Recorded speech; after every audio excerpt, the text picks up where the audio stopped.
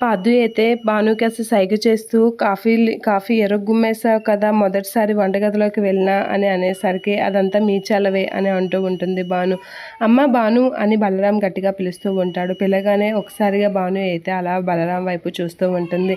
నిజంగా కాఫీ చాలా బాగా చేసావమ్మా అని అనేసరికి చాలా హ్యాపీగా ఫీల్ అవుతూ ఉంటుంది భాను. ఇక పాదు కూడా చాలా హ్యాపీగా ఫీల్ అవుతూ ఉంటాడు.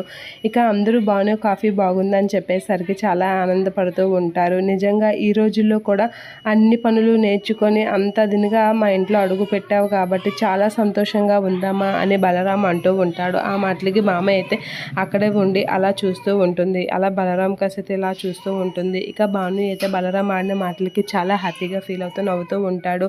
ఇక పద్దు కూడా చాలా హ్యాపీగా ఫీల్ అవుతూ ఉంటాడు తన భార్యను పొగిడినందుకు. ఇక వాళ్ళ అత్తయ్య అందరూ అయితే చాలా హ్యాపీగా ఫీల్ అవుతూ ఉంటారు.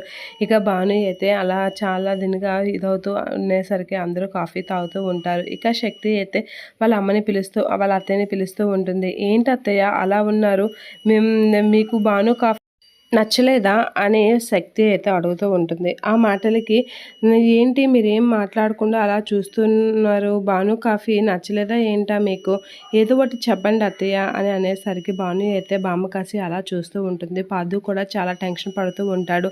నాన్నమ్మ ఏం చెప్తుందో ఏంటో అని. పర్లేదు, మీ అద్భుతంగా ఏం కాకపోయినా తాగేటట్లుగానే ఉందిలే అని ఎటకారంగా అంటూ ఉంటుంది బామ్మ. కొంచెం బాగానే చేసింది అని అనేసరికి అమ్మయ్య బామ్మ ఏదో ఒక విధంగా పర్లేదు అన్నది కదా, అది చాలు అని అంటూ ఉంటుంది. అంత బాగుందని అందరు పొగిడినా ఏదో ఒక వంక పెట్టింది చూడు ముసల్ది అనేది అనుకుంటూ ఉంటుంది మనసులో. ఇక నవ్వుకుంటూ ఉంటుంది. ఇక పాదు కూడా హ్యాపీగా ఫీల్ అవుతూ ఉంటాడు. బలరాం కూడా నవ్వుతూ ఉంటాడు వాళ్ళ అమ్మ ఆడిన మాటలకి. ఇక నవ్వుకునేసరికి భాను అయితే చాలా హ్యాపీగా ఫీల్ అవుతూ ఉంటుంది. అమ్మయ్య ఈరోజు కాఫీ గండం ఎలా అయినా గట్టెక్కింది అని చెప్పేసి అయితే చాలా హ్యాపీగా ఫీల్ అవుతూ నవ్వుకుంటూ ఉంటుంది భాను.